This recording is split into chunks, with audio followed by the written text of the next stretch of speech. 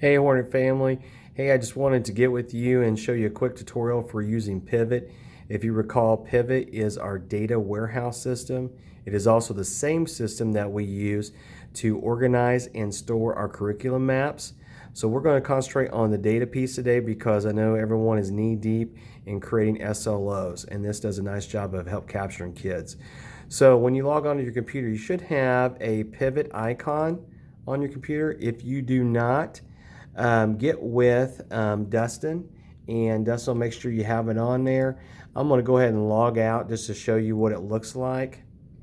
You will use the same credentials that you use to log on to your machine each and every day for username and password. Then you're going to log in. And I'm going to expand this box so you can see all of it. The first thing you're going to notice is up here in this corner, it says Data Warehouse is the very first thing. There's some things you can do to search by students. You can then view by test. So the two things I'm going to talk about today. We'll start with student search.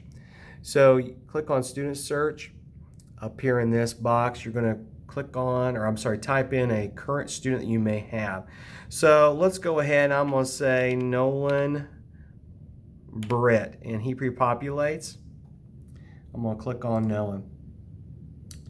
And the cool thing about Nolan is this, you're going to see real quickly, is all of his assessments he's ever taken start up right down here.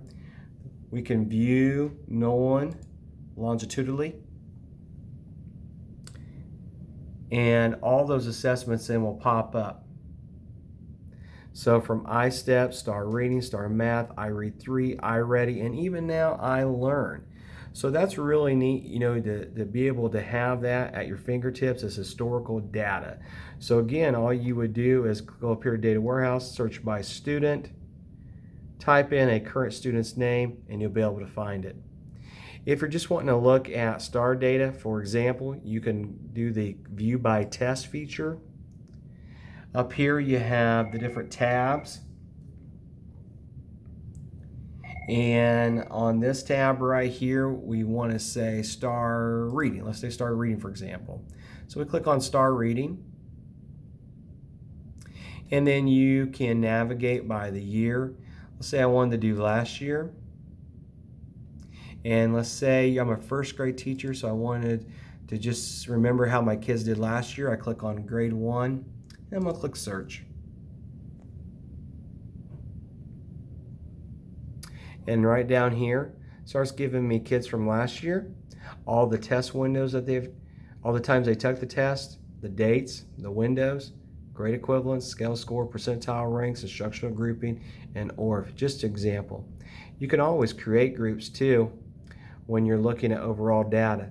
So again, this is just a quick tutorial how to use the data piece. I think it's powerful, especially that student search. Again, is if I'm creating SLOs and I have a question about a kid in my class, how does this child perform historically on either local assessments or state tests? Hope this information's helped.